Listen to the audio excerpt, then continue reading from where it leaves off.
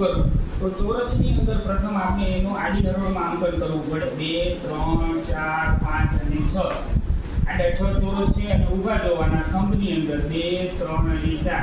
આની અંદર કેટલા ચોરસ છે તે શોધવા માટે 5 6 નો ગુણાકાર, 6 4 નો, 4 3 નો, 3 2 નો, 2 1 નો ગુણાકાર કરી સરવાળો કરવામાં આવે તો ચોરસની અંદર કુલ કેટલા ચોરસ છે તે શોધી શકાય. જોઈએ 6 × 5 + 5 × 4 + 4 × 3 + 3 ×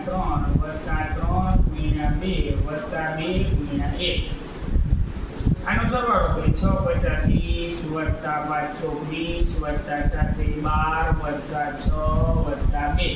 અહીંયા જોઈએ 30 + 50 + 12 + 6 + 2.